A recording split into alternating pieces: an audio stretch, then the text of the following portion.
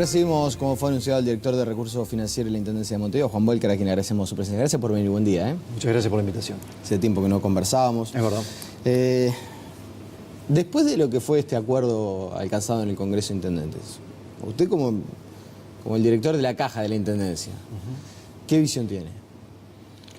Bueno, yo creo que esto, para las arcas de la Intendencia, creo que al final va a ser positivo en la medida que vamos a tener seguramente una mayor afluencia de deudores que van a poder concurrir.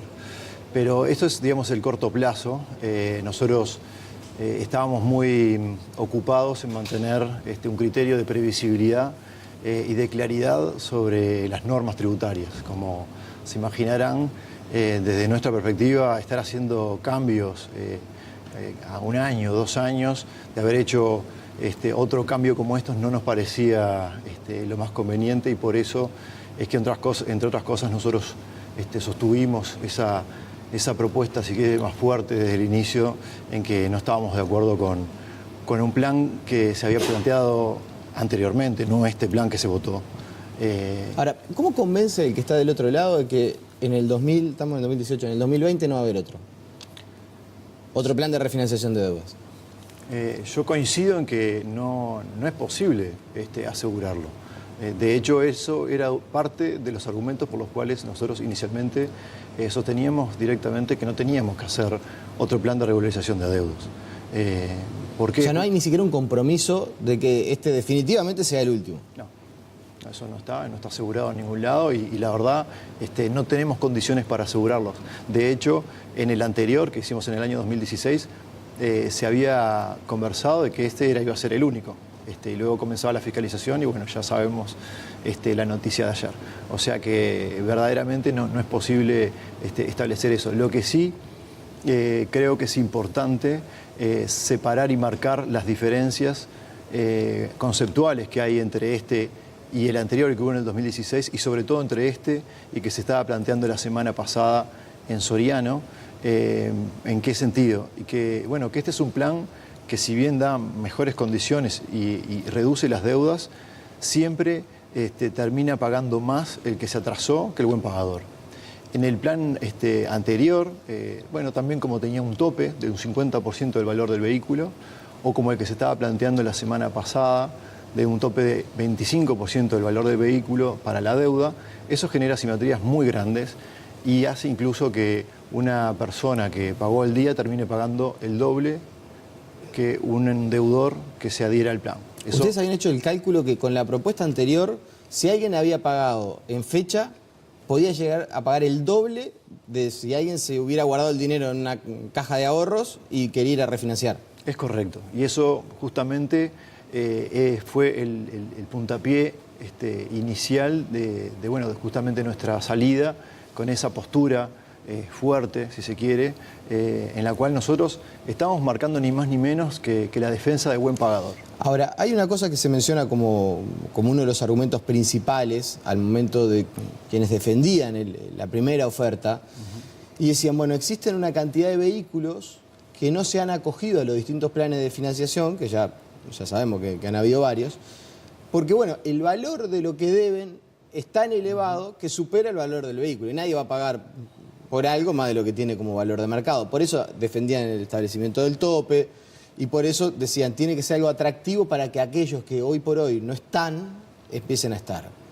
Con este nuevo acuerdo alcanzado, con este nuevo escenario, ¿qué pasa con aquellas personas que deben más de lo que vale el vehículo?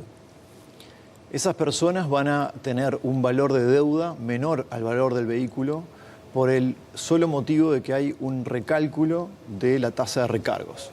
La tasa de recargos, vamos a explicar brevemente, es la tasa que se aplica año tras año en forma acumulativa a una deuda. De una deuda generada hace 10 años, se le comienza a aplicar una tasa del 30% acumulativo anual, que eso obviamente genera una bola de nieve, ¿verdad? Que el monto de la deuda crece mucho, mucho. La tasa de recargos en este plan que se acordó ayer se sustituye por el IPC. Entonces pasamos de un 30% a un 8% promedio de estos últimos 5 años. Esa reducción hace que valores de endeudamiento que quizás podían estar en el entorno del 200% ¿sí? Para vehículos de 10 años pueda llegar a estar en un 90%, 80%. Ese es el nivel de reducción con respecto al valor del vehículo que se logra únicamente adecuando la tasa de recargo a un valor mucho más bajo, pero que sigue siendo mantener como mínimo el poder adquisitivo. Ahora, brevemente, para que la gente entienda, ¿cómo es la fórmula de pago ahora? Bien, la fórmula de pago es, en primer lugar... Pongamos un coche que vale $10.000, que paga, no sé, 4,5. Sí, todos pagan 4,5% de valor de aforo, pero si llegara a ser todo el valor exacto, porque hay que ver cuál es la cuantía, de qué cantidad de años de vida el vehículo. Lo que sí podemos decir es, las deudas, lo que se hace es se reliquidan. ¿Sí? Se reliquidan quiere decir que se cambia la fórmula de cálculo que se venía aplicando en dos sentidos. En primer lugar, la tasa de recargos, como dijimos, en vez de ser un 30% acumulativo anual, va a pasar a ser el IPC de cada uno de los años. Y en segundo término, la tasa, que se aplica una tasa por multa, por pago fuera de fecha, que llega hasta el 20% luego de los 90 días, esa se va a bajar a un 5%. Es decir que se sustituyen esas dos magnitudes y esencialmente las deudas, el tributo, la patente de cada uno de los años se ajusta por IPC y luego se aplica un 5% adicional. O sea que lo que va a haber es una reducción de que si yo debo 100.000 pesos de patente, voy a pasar a deber menos. Va a pasar a deber menos y va a pasar a deber más que lo que pagó la persona que pagó en fecha. Siempre. ¿Por qué? Porque la persona que pagó en fecha no paga el tributo de lista, si se quiere. Tiene un descuento como mínimo del 10%. Cuando uno paga cada una de las 6 cuotas en fecha, el descuento es del 10%. ¿Sí? Por lo tanto, si nosotros ajustamos por valor tiempo del dinero, lo que hacemos es que hay una diferencia. El que pagó en fecha pagó menos 10 y el que paga ahora va a pagar más 5, con lo cual tenemos esa diferencia de 15 puntos porcentuales, que es como mínimo la diferencia entre los que se van a adherir al plan y los buenos pagadores. Con lo cual mantenemos este criterio que para nosotros era fundamental, era un principio esencial de no poder, no dar mejores ventajas a los deudores que a los buenos pagadores. O sea que desde ese punto de vista ustedes se sienten conformes. Sin duda. O sea, con el escenario anterior usted dice, alguien podía, si dejaba la plata en la caja de ahorro, podía llegar a haber ahorrado dinero. Ahora en este escenario no, lo que más conviene es pagar en fecha. Y además de eso, de ahorrar dinero, se genera una injusticia muy fuerte entre dos contribuyentes que tienen que ser iguales ante la norma. Solo por un acto administrativo que se cambian las normas, y eso nos parece que es algo que no podíamos acompañar, y por eso es que nosotros desde ese momento salimos a decir que no estábamos de acuerdo con la propuesta que estaba planteada. Ahora, bueno, yo me imagino que en este tiempo del métier político, obviamente que algo habrá aprendido, es una persona muy inteligente, que sabe desenvolverse, pero Gracias. Siempre se mostró en usted que usted es más técnico que político. Juan Boelker, cuando lo fue a buscar a Daniel Martínez, cuando lo llamó No Picha a usted, no lo fue a buscar por su trayectoria política, ni mucho menos. De hecho, es medio sapo de otro pozo. Desde el punto de vista técnico, ¿cree que va a tener impacto en la ciudadanía? O sea, ¿cree que es una oferta atractiva para aquel que esté debiendo? Si alguien tiene una deuda que, por ejemplo, supera el valor del vehículo, ¿cree que de verdad se va a sentir motivado a ir a refinanciar? Creo que el incentivo a ir a refinanciar viene por el lado de la fiscalización y no por un lado del incentivo. Creo que ahí, en la parte que hemos visto, sobre todo en estos últimos días, se ha puesto mucho el énfasis en el atractivo, en tratar de seducir, en dar mejores condiciones para que los deudores vengan y se adhieran al plan. Y en realidad las normas tienen previstas ya sanciones, ¿no? Entonces, lo que nosotros siempre venimos sosteniendo desde el marco del Congreso de Intendentes es que desde la última regularización de adeudos que se hizo en julio del 2016 había un compromiso de iniciar un proceso de fiscalización de patentes, y ese proceso de fiscalización no ha estado vigente. Creemos que esa es la forma que es necesaria para que cualquier deudor entienda que no puede circular con deuda de patente, ¿sí? Porque hoy coexisten en la vía de circulación autos que deben con autos que no deben. Los autos que no deben no están en igualdad de condiciones con los autos que están al día. De hecho, usted en diciembre le dio una entrevista al matutino La Diaria y allí hablaba de que en febrero iban a empezar a funcionar unas cámaras de fiscalización. De hecho, hizo referencia a que las habían instalado de manera piloto en una avenida y habían detectado en una semana 8.000 autos que serían pasibles de tener que pagar porque estaban debiendo multa, estaban debiendo patente, y que bueno, que esa es una experiencia piloto. Supuestamente iba a estar en febrero, estamos en marzo ya, terminar. ¿Cuándo empiezan a aplicar la fiscalización? Bueno, la fiscalización comenzó el 1 de febrero como anunciamos. Eso quiere decir que desde el 1 de febrero hay 15 cámaras en Montevideo que están registrando todos los vehículos que están circulando y eso se está comparando con la base de datos de deudores. ¿Pero ya se está multando? Todavía no se está multando, están en un proceso de, digamos, de confirmación de que esos autos están efectivamente circulando, que esos autos corresponden con la matrícula indicada y que esos autos tienen deuda. En el marco de lo que se acordó ayer, nosotros vamos a incorporar esto que se ha votado ayer y vamos a hacer a contemplar esto de una forma diferente a la que habíamos pensado inicialmente y no vamos a comenzar a multar directamente, si lo que vamos a hacer es vamos a empezar a comunicarle a todas las personas que han sido detectadas de esa situación y advirtiéndoles que si no regularizan su situación antes de que termine el plazo de regularización de adeudos, que va a ser 60 días contados a partir de que esté lista la normativa, estimamos que eso sería por julio, digamos, recién en ese caso, solo en ese caso, se aplicarían las multas. Es decir, que si las personas van a tener un incentivo aún mayor para venir y adherirse al plan. Y ahora, juntando con tu pregunta anterior, no es solo un tema de reducción de deuda y dar mejores condiciones, sino que tiene que haber un marco de fiscalización que lo que haga justamente de mayor interés al contribuyente a venir a regularizar. Sí, crear la cultura del pago, ¿no? De pago en fecha. Exactamente. Poca cosa.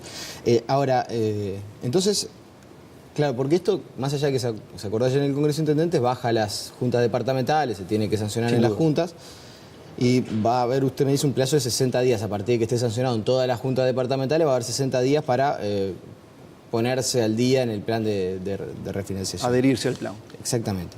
¿Cuántos autos detectaron ustedes en febrero que serían pasibles de ser apercibidos por estar con deuda de patente?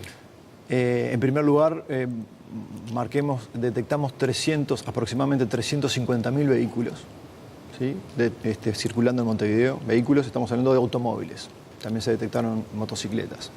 Pero dentro de los automóviles, de esos 350.000, había 46.000 que tenían, que serían candidatos a estar dentro de la infracción.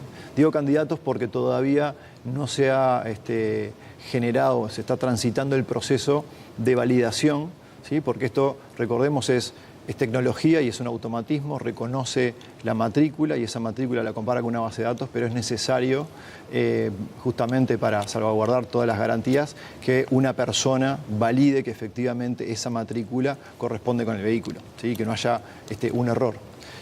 Una vez que depuremos eso, seguramente esos 46.000 bajarán, digamos que, pero no creo que bajen a menos de 30.000, por decir una cosa. Es una cifra importante. Claro, pero ya detectaron 30.000 vehículos que serían los primeros que recibirían notificación. Pónganse al día porque si no... Exacto. Y en caso de que no se pusieran al día en esos 60 días, ya aplicaría la multa por la imagen tomada en febrero. Exacto. Luego de un periodo de notificación. De todos modos, esto, como comprenderán, es muy reciente. Nosotros no teníamos previsto que se realizara este tipo de acuerdos en el marco del Congreso de Intendentes. Recién ayer se acordó y bueno, estamos viendo los mecanismos normativos también como para adaptar esta flexibilidad que estamos comentando a lo que estamos instrumentando, pero ese es el espíritu. El espíritu es lograr que mayor cantidad de personas comiencen a estar al día. El objetivo no es multar, por lo tanto, sí, ahí el apercibimiento, si quiere, o la comunicación y la advertencia de que, bueno, que si no regulariza la situación luego de terminado el periodo, sí se le van a aplicar las multas. Y van a ser cámaras que van a estar, son fijas pero rotativas, es decir, exacto, no van a estar siempre en el mismo lugar. Por ahora Seguramente en por lo menos 1 o 2 meses las continuaremos dejando en los lugares donde están, porque hay buenas ubicaciones y hay, como habrán visto, gran cantidad de detección de vehículos, con lo cual esto es importante. También aprovecho para marcar un tema que se ha comentado, pero nosotros ahora ya tenemos cifras, la relación que da de deudores con 2 o más cuotas de patente da de un 13%, de acuerdo a esta información, repito, de vehículos que están circulando. O sea que el 13% de los vehículos que circulan en Montevideo tienen deuda de patente. No es el 17, como se había mencionado. Lo que sucede es que son diferentes magnitudes. El 17%, para empezar, es 17 que comprende a todas las categorías, ¿sí? En Montevideo comprende a todas las categorías. O sea que incluye también las motos. La categoría de vehículos, o sea, automóviles, solo tiene un 14%, pero eso es en plata. Y esto que estamos hablando es en cantidades. Pero es interesante marcar las cantidades que indica la base de datos del SUSIBE, indica un 35% de morosidad, cuando en realidad nosotros en la calle estamos observando un 13%. ¿Cuál es la diferencia? Y que bueno, que se está emitiendo las facturas, digamos, a vehículos que seguramente ya no existen, que están en un vertedero, que están desguazados, que están quemados. Y nosotros nunca nos enteramos de esa situación. Con lo cual, estas cámaras que están registrando los vehículos que circulan, seguramente también las podemos utilizar para ir depurando esa base de datos. La última sobre este tema. ¿Sería lógico, o fue un planteamiento de la Intendencia de Montevideo, que las multas que se apliquen por patente vayan a cada uno de los departamentos? Bueno, más allá de si es lógico o no es lógico, hay normativa, ¿no? La normativa que está vigente, votada en el marco del SUSIBE y que está replicada en las intendencias, lo que marca es que la fiscalización se realiza en el territorio, digamos, en cualquier parte, por ejemplo en Montevideo, y se fiscaliza la totalidad de los vehículos que circulan por el departamento de Montevideo. ¿Cuál es la lógica de esto? Y la lógica es que si, por ejemplo, en un departamento, por ejemplo en Montevideo, se fiscalizara solo los vehículos empadronados en Montevideo, entonces habría un desincentivo de los contribuyentes a empadronar en Montevideo, porque hay un mayor nivel de fiscalización. Eso es lo que seguramente estuvo en el espíritu de esa norma, que la norma está, nosotros lo que hacemos es aplicar la normativa que está vigente. ¿Pero no es lo que funciona hoy o sí? Sí, es lo que funciona hoy. O sea, si multan un vehículo matriculado en Colonia, en Montevideo, sí, va para Montevideo. Exacto. Me quedan 3-4 minutos de entrevista. Leí también otra entrevista que usted realizaba, en la cual decía que prácticamente que una de las modificaciones que había adoptado desde la Dirección de Recursos Financieros era llevar la contabilidad de la Intendencia casi que mes a mes, ¿no? Usted dijo, antes teníamos un presupuesto con algunas dificultades, bueno, parte de nuestro proceso, por lo cual no me puede decir que no sabe cómo viene perfilado. ¿Cómo terminó el 2017 en cuanto a los números de la Intendencia? Es correcto que venimos en un proceso de mejora y tenemos básicamente la contabilidad cerrada a los 2 meses. Eso es la contabilidad que se viene llevando mes a mes. En la contabilidad de cierre anual tiene otros procesos, como en cualquier empresa, que son más complejos. Vale recordar que, por ejemplo... Pero para el número fino. Más o menos a grandes rasgos, ¿no? No tan fino, porque incluso las imputaciones, la última fecha para hacer imputaciones con cargo del 2017 fue el 28 de febrero, con lo cual, bueno, todavía estamos muy así. Lo que sí podemos comentar, que en grandes rasgos vamos a tener un resultado positivo también en este año 2017, eso hasta ahí creo que podemos decirlo con seguridad. Bueno, ya hablar de números creo que todavía es aventurado, vamos a hacerlo en pocos días. Pero ni siquiera pensar, por ejemplo, si fue más o menos positivo que el 2016, que dejó un superávit de más de 1.100 millones de pesos. Sí, yo creo que va a ser un poco menor. Un poco menor al de 2016. Bueno, de las últimas. ¿Daniel Martínez candidato? Bueno, creo que está en boca de todos. Hay muchos precandidatos que se comentan. Yo lo único que puedo decir es que tengo muchas reuniones con Daniel y de lo único que hablamos es de la Intendencia. ¿Sí? Sí. Hoy sale en el semanario Búsqueda que Daniel Martínez comentó de manera informal a su gabinete la intención de ser candidato. Sí, también lo leí, pero no estuve en ese gabinete. ¿No estuvo en ese? No, o sea, no sé qué gabinete. ¿Pero le gustaría que Daniel Martínez fuera presidente? Bueno, yo creo que Daniel... obviamente que tiene características muy importantes, pero creo que no hay que adelantarse, creo que es así. Hoy está en un rol de intendente y es muy importante no adelantarnos todos con estas ansiedades electorales que lo que hacen es quitan un poco el foco de atención de lo que tenemos que hacer. Hoy Montevideo está en obras, tenemos un montón de temas, desafíos importantes, ya no en lo numérico, porque las cuentas ya están en orden, pero en la ejecución, y bueno, creo que Daniel está muy abocado a esa tarea. En tal caso a usted no le quedaría demasiado lejos. Bueno, ir de la Intendencia a la calle Paraguay Colonia. Seguramente. Porque hay quienes dicen que si Vladimir Martínez es presidente, usted es el ministro de Economía. Y por eso, todo el mundo especula, creo que es parte de lo que se hace, ¿no? Nos gusta especular mucho. Juan Vuelcar, le agradecemos su presencia y bueno, nada, volveremos a conversar seguramente a lo largo del año. Es un año importante para la Intendencia por lo que usted mencionaba, ¿no? Entre otras cosas porque es un momento de ejecución, de que por suerte. se termina. Parte de lo que usted luchó, que siempre dice, lo hemos conversado en otras oportunidades, la burocracia de los llamados que usted se encontró a nivel público, bueno, en este año debería ser el año de la concreción. Estamos en eso, por suerte. Le agradecemos su presencia. Muchas gracias a ti. La pausa y seguimos con muchas más noticias.